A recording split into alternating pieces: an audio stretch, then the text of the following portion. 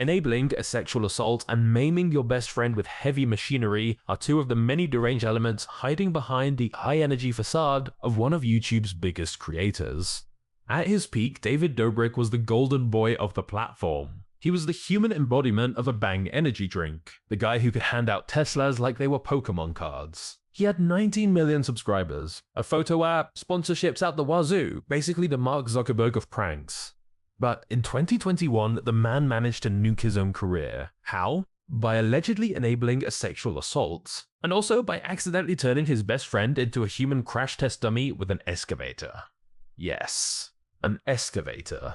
Today, we'll be dissecting the deserved downfall of a YouTube titan, David Dobrik, and by the end of this video, you will fully understand how his empire of reckless content came crashing down. Believe it or not, but David Dobrik was a big deal at one point. He started on Vine, the 6-second video app where teenagers did backflips, kissed strangers, or set themselves on fire for clout. Naturally, he took that talent and built an empire on YouTube with the Vlog Squad, a rotating cast of friends, frenemies, and walking lawsuits. By 2019, he was the internet's sweetheart. He was on magazine covers, he was giving away Lamborghinis, he was literally voted sexiest heartthrob by People magazine. Imagine explaining that to your grandma.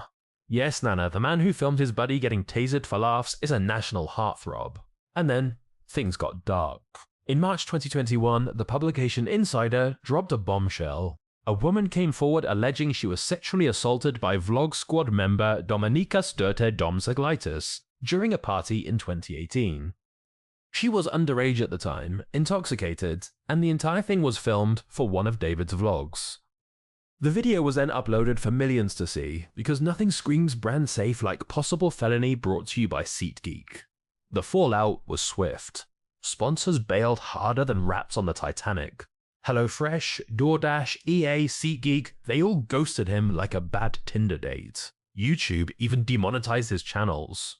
Imagine being so toxic that YouTube, a platform still happily hosting Logan Paul's Forest video, says no thanks buddy. But the scandals didn't stop there.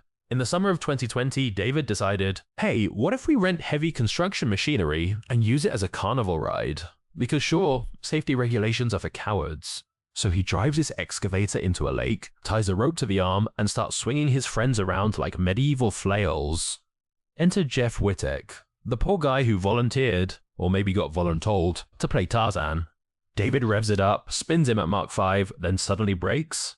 Jeff smashed straight into the excavator arm. Boom, skull fractures, eye damage, multiple surgeries.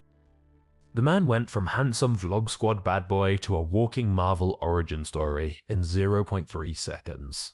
And yes, David filmed it. Because of course he did.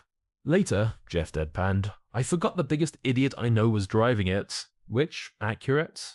That's like saying, I forgot my Uber driver was legally blind. After the twin disasters of the assault allegation and Jeff's accident, David went into full YouTuber apology mode.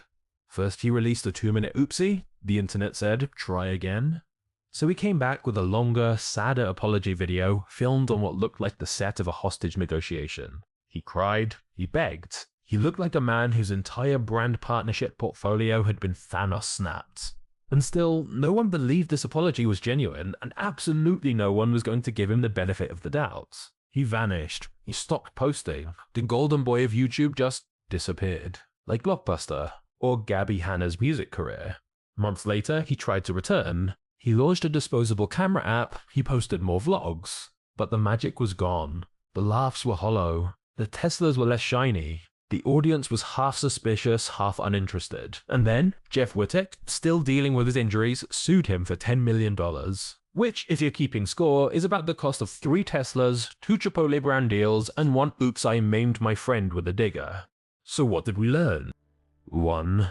Don't give teenagers millions of dollars and industrial equipment. 2.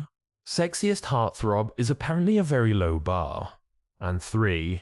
No matter how beloved you are, when your content starts looking like an episode of Jackass, Criminal Edition. Eventually the internet catches up. David Dobrik's entire career on YouTube was built on the backs of his friends, whom he willingly endangered for views. He saw sacrificing their credibility, safety, and well-being as a small price to pay, as long as he got what he wanted. David Dobrik didn't just fall from grace, he tripped, face-planted into an excavator, and dragged his career down with him. And the best part? He filmed the whole thing.